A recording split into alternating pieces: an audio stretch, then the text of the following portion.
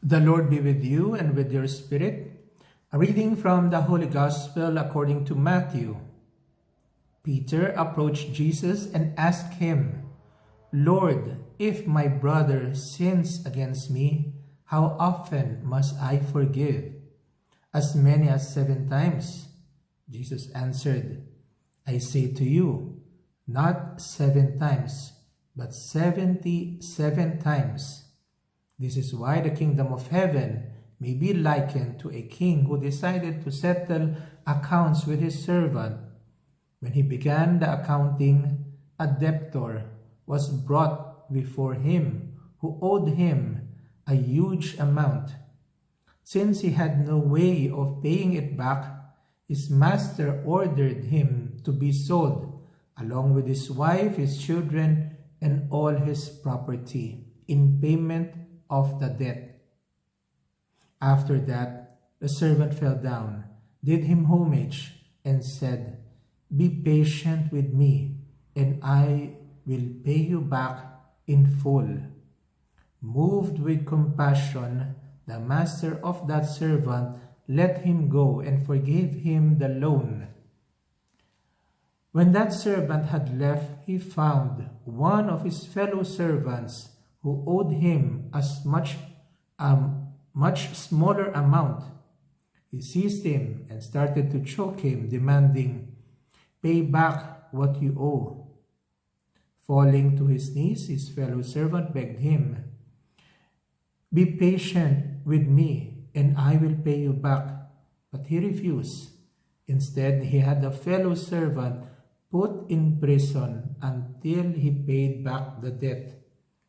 Now, when his fellow servants saw what happened, they were deeply disturbed and went to their master and reported the whole affair. His master summoned him and said to him, 'You wicked servant, I forgave you your entire debt because you begged me to. Should you not have had pity on your fellow servant as I had pity on you?' Then, in anger, his master handed him over to the torturers until he should pay back the whole debt. So will my heavenly Father do to you, unless each of you forgives your brother from the heart." The Gospel of our salvation. Praise to you, Lord Jesus Christ. Brothers and sisters, on this 24th Sunday in Ordinary Time, we are receiving a word of forgiveness, isang salita na punong-puno ng pagpapatawad, imbitasyon ng pagpapatawad. Dito sa Ebanghelyong ito, sana mabigyan tayo ng grasya na makita natin that we need to be forgiven. But more than the need to be forgiven, it is necessary for us also to forgive, to really experience the grace and the new life and the healing that comes from being forgiven by God. Napakaganda po nitong salitang ito. Kaya naman makikita natin dito pa lang sa panimula ng Ebanghelyo, sabi ni Pedro, siya lumapit kay Kristo dahil makikita natin yung chapter 18 ng Ebanghelyo ni San Mateo. Makikita natin yung mga nakaraang mga Ebanghelyo, itong mga nakaraang mga linggo. Pagpapatuloy po ng pag-uusap tungkol sa pagpapatawad, sa pagsunod po sa Panginoon Hesukristo at yung relasyon natin sa kapwa at sa Diyos. Kaya naman itong si Pedro nagtanong, "Panginoon, kung ang aking kapatid ay paulit-ulit na nagkasala sa akin, ilang beses ko ba siyang papatawarin? 7 beses ba? 7 times ba?" Ang sagot po ni Hesukristo, hindi lang 7 beses, kundi 70 beses mo siyang patatawarin. Makikita po natin dito sa katanungan ni Pedro, 7 beses ba? Saan nagmumula itong tanong na ito? Sa aklat po ng Propeta Amos, the book of Prophet Amos, and the popular teaching of Jewish rabbis, yung mga guru po ng bayan ng Israel, ang sinasabi po nila, man could forgive an offense against him 3 times. And after the 4th time, on the 4th time, it should be denied. Nagmumula po ito kay Propeta Amos na sinasabi, God forgives a sinner 3 times, the offenses of a sinner 3 times. But on the 4th, He will summon the punishment upon the sinner. Ayun ang sinasabi. Kaya doon nila binase ang 3 beses lang na palukit, kumbaga strike 3, hindi na pwede, kumbaga after ng pangatlo, hindi na pwede magpatawad. Kaya naman itong si Pedro, when he said 7 times, hindi po to 70 times 7 lang na 490 times, kumbaga natin sa ika-calculate natin sa math, kumbaga sa Hebrew scripture, number 7 is equivalent to perfection, to the covenant, to completion, kabuuan, kapunuan, fullness. Kaya when Christ said 70 times 7 or 77 times, he was saying as if something that is beyond man's comprehension, fullness of the fullness. 70 times 70, parang gano'n, 70 times 7, fullness upon fullness. Kumbaga, hindi na kayang matarok pa ng pag-iintindi ng tao. Kaya, when he said this to Peter, for them, maybe it was a shock. Nagulat sila because it is beyond their understanding. Kumbaga, sabi ni Pedro, exaggerated na nga ako na sinabi kong 7 beses. 70 beses pa na sinasabi ng Panginoon Jesucristo, hindi na namin abot ito. Kaya naman, para matulungan sila, pinaliwanag ng Panginoon Jesucristo pa itong sinasabi niya sa pamamagitan ng talinhaga nitong hari na mayroong mga tinawag siyang mga lingkod na nagkakaroon ng pagkakautang sa kanya. Una sa lahat, pag sinabi dito, yung hari, tinawag ang mga lingkod, so hindi lang ito yung mga aliping sanggigilid, yung mga mababang uring alipin. Ito yung mga pinagkakatiwalaan niya ng kanyang finances. Baka nga ito pa yung mga Ministry of Finance o Bank, Trade and Industry. Kumbaga ito pa yung mga ministro niya. So, nandun na yung imahe na much is entrusted to this person. Much is entrusted, kaya much is also asked of him. Kumbaga, para sa atin na maraming tinanggap at pinagkatiwala ang Diyos, kumbaga, hindi na lang ito yung taong hindi nakakilala sa Diyos o hindi nagkaroon ng pagkakataong makaranas ng makapakinig ng salita ng Diyos, makatanggap ng sakramento, magkaroon ng pagkakataon na makapaglakad sa simbahan at makatanggap ng pananampalataya, compared dun sa mga taong malayo sa simbahan. So yung image nitong lingkod na ito, hindi lang basta-bastang lingkod, kumbaga yung lingkod na pinagkatiwalaan. Kaya naman, when in this translation dito sa ebanghelyong ito, the debtor who owed him a huge amount compared to the fellow servant that only had owed him a small amount. Kumbaga, yung salita o translation na ginamit dito sa Tagalog nga, parang nilagay lang doon sa translation, ay 10,000 piso at yung isa naman 100,000 piso. Pero kung parang kulang, no, hindi niya maipipicture kung ano yung ibig sabihin ng Panginoon dito sa talinhagang ito. A huge amount, in Greek, the word exactly is myriad talanton. Myriad talanton means 10,000 talents. Tapos yung small amount, ekatan denari, which means 100 denari. So 10,000 talents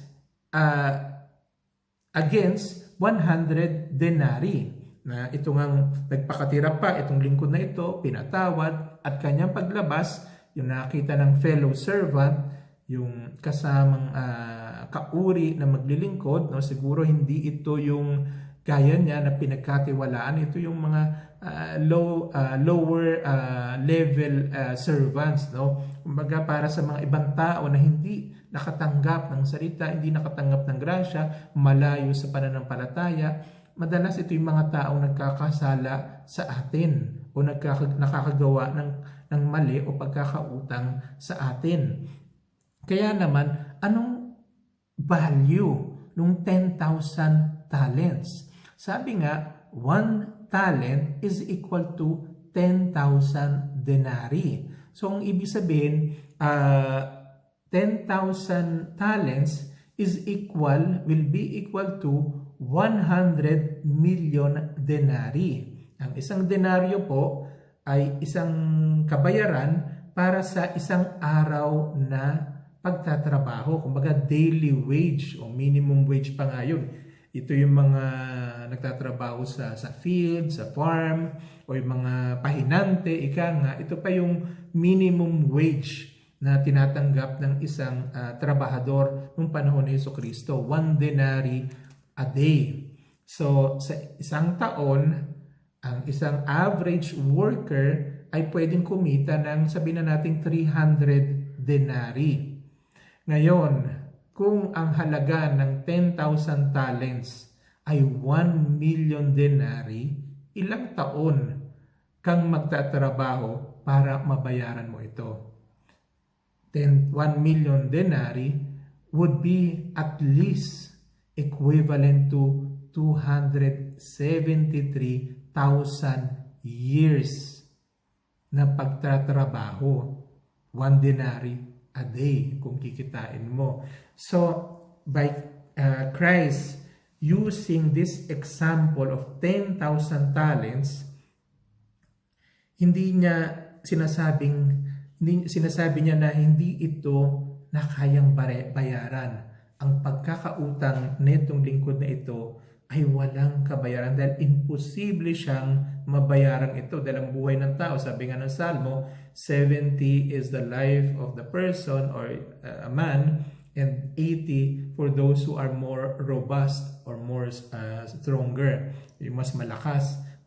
Kahit na mabuhay ka ng 100 taon, hindi mo pa rin mababayaran o maaabot na mabayaran kahit nakalingkingan lang netong pagkakautang na 10,000 talents, no? So yun na nga, kung gusto pa natin mas maintindihan, no, yung 1 talent is equal to 33 kilograms of gold, which is more or less 62 or 63,000 dollars. That is 1 talent at 10,000 yun. So do the math, napakalaking halaga compared sa 100 denari ng pagkakautang netong fellow servant. 100 denari can be paid only for at least 4 months of work. 4 na buwan na pagtatrabaho, kakayaning mabayaran itong pagkakautang na to compared sa 270 years na imposible.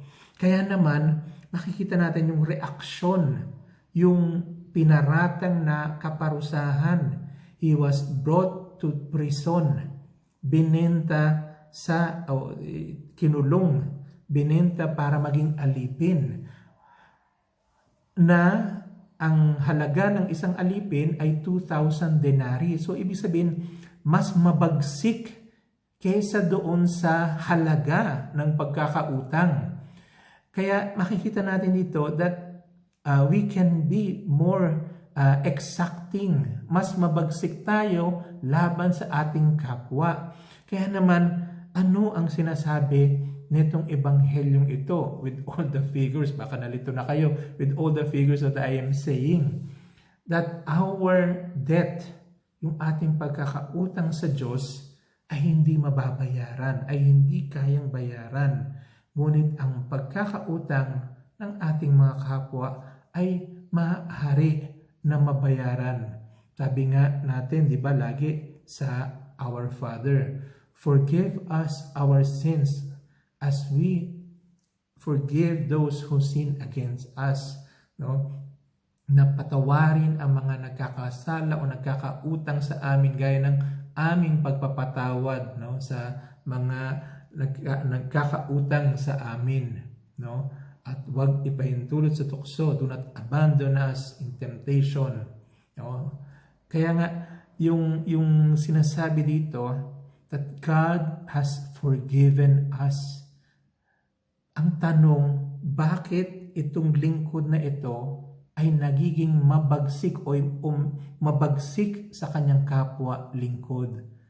Dahil hindi niya naranasan. Hindi niya hinayaan ang sarili niyang maranasan ang malalim at dakilang pagpapatawad ng Diyos sa buhay niya. Hindi niya tinanggap o hindi niya tinatanggap, or maybe he doesn't see himself as yung nagkakautang o yung may utang, as a debtor. He only sees himself as a creditor, na ang mga tao, ang aking kapwa, ang may pagkukulang sa akin. We only take account of people who owes us because of the offenses that they maybe have given us or their showing of their weaknesses. Ito rin yung mga taong ang tingin lagi, no, lahat na lang ng tao sa paligid niya ay may kasalanan sa kanya, na tayo ay biktima ng ating kasaysayan, ng mga tao, at we take into account, no, tinatanim natin, itinatago natin, and we are holding on to that because, I don't know, maybe a sense of justice. Siguro yung naghahanap ng katarungan, we exact justice, and we are far away on remembering the justice that God has given us, that for our sins He has given us His only begotten Son, that He died for our sins, that He spilled His blood for our sins, na namatay siya para sa atin. Do we really understand that? Kaya tayo buhay pa, kaya tayo may pagkakataon na makanig pa na itong salitang ito at pinadadalang pa na itong salitang ito para maalala natin, masariwa natin kung sino tayo at paano tayo trinato ng Diyos sa pagpapatawad niya sa atin. Ito ang problema ng panahon ni Jesucristo ng mga Pariseyo, yung mga nag-aakala na sila ay tuwid, that they are right conscious. Kaya ganun sila makausig ng kapwa, ganun sila makahusga sa kapwa, ganun hindi makapagpatawad sa kahinaan ng kapwa, as if wala silang sarili nilang kahinaan at kasalanan na nagagawa sa Diyos. Kaya nga, makikita natin doon sa letter of St. Paul to the Romans, sabi doon, no, don't owe anything to anyone except your outstanding debt, to continually love one another. For the one who learns to love has fulfilled every requirements of the law. Kaya tayo madalas masita, mapatas sa ating kapwa. Maybe because, no, yun yung tinitingnan lang natin pagkakautang, no, ng ating kapwa, but we forget, no, our debt every time we fell short on loving the other, fell short of being compassionate to the other, fell short of understanding the other, giving time to the other, no, yung mapatawad, maintindihan intindihin, tanggapin, no? To carry upon ourselves the sins of the other, tayo ang nagkakautang sa utangan ng pag-ibig. The debt of love towards the other. But still, this debt is being paid in full and much more by Jesus Christ's death and resurrection. Yung pagbibigay niya ng buhay. Kaya naman, ang krus ng Panginoon Jesucristo, ang pagkapako niya sa krus and Christ crucified, sabi nga ni San Pablo, ay tunay na mabuting balita, tunay na balita na nagbibigay ng kaligtasan sa atin.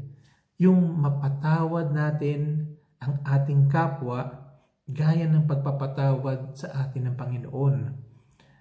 And most especially, naalala ko nga nung nasa Ecuador ako, year 2000, and I was an itinerant, a seminarian still at that time. And we prepared so much the celebration of the Palm Sunday with the bishop. We went around the whole city. Yung Esmeraldas po nasa northwestern part ng Ecuador, which is a very, very poor diocese, a city na kung saan nandoon ang violence and gang wars, and it is in border with Colombia. So may arms deal, may drug cartel, etc. So you can just imagine that life there has no value. Sabi nga ng bishop, when we met him the other day, nung Monday, we had a meeting with him, he was saying that since January, now August, and then September, 400 plus victims have died already because of violence, because they were murdered. Kaya naman, during the Mass, we held it outside the church because many people came. The bishop was celebrating, and there were two sisters who gave their testimony, gave their reditio. And the one sister, an elderly woman, sabi niya that she introduced herself, I am a single mother of 9 children. Ganun na lang ang kahirapan noon, kaya yung papalit-palit ng sinasamahan para mabuhay lang ang kanyang mga anak. At at one moment she said that if anyone if the assassin of my child, of my son, yung pumatay sa anak ko ay nandito ngayon, sabi niya, in the name of Jesus Christ, I forgive you. In the name of Jesus, sa ngalan ng Panginoon Jesucristo, pinapatawad kita. At kung wala ka dito, kung merong nakakakilala kung sino ang nakapatay at pumatay sa aking anak, sabihin niyo sa kanya na pinapatawad ko siya sa ngalan ng Panginoong Jesucristo. A very strong word, a strong testimony of forgiveness. Imagine that, pinatay ang anak, at itong babaeng ito ay who really suffered and had hardship in life. Hindi sila yung nagkaroon man lang ng konting karangyaan sa buhay para alwal sa buhay. Ngunit ganun pa man, dahil siya ay nakaranas ng dakilang pagpapatawad ng Panginoon sa buhay niya, nakapagpatawad siya. Naghilom ang sugat. Sabi niya, naghilom ang sugat. Ang hatred, love heals all hatred, forgiveness heals all hatred. Paano niya nagawa 'yon? Paano niya nagawa na magpatawad kung hindi dahil siya ay nakaranas ng pagpapatawad. Kaya nga nang sinabi dito, should you not have had pity on your fellow servant as I had pity on you? Ito nga, should you not have Hindi ba it is necessary that you forgive too because you have experienced my forgiveness? Kaya nga, ang tanong sana natin, mabukas tayo sa pagpapatawad ng Diyos. Makita natin kung gaano tayo pinapatawad ng Diyos. Impossible na utang na mabayaran natin. Ganun pa man ay minahal tayo at pinatawad tayo ng Diyos. Kaya ito yung makakatulong. The mercy of God is the root of our mercy for others. Yung pagpapatawad natin sa ating kapwa. Kaya naman, yung sinasabi nga din ni Sor Faustina Kowalska, sabi niya, there are 3 ways of showing mercy. Sabi niya, by showing mercy through words, by forgiving and comforting the other, yung nakagawa ng kasalanan sa atin. Another way of showing mercy is through prayer, by praying for your enemies, by praying for those who have offended you or for those people whom you have offended. Ipanalangin ang mga tao, pagpapanalangin, to pray to them, to God, to bless them, to give them all graces and whatever they need. And the third, sabi ni Sor Faustina, is the deeds of mercy. Words of mercy, prayers of mercy, the deeds of mercy. Mga gawa ng awa at pagpapatawad. Yung simple pakikipag-usap, simple na paglapit, simple na reconnecting, yung gestures, gawa na para sa mga tao, yung pagtulong sa mga tao. These are deeds of mercy. Kaya sabi nga ni St. John of the Cross, in the evening of our life, we will be judged on love alone. Sa takip silim ng ating buhay ay mahuhusgahan tayo kung tayo ba ay nagmahal, kung tayo ba ay hinayaan ang sarili nating mamahal ng Diyos at magmahal, magpatawad.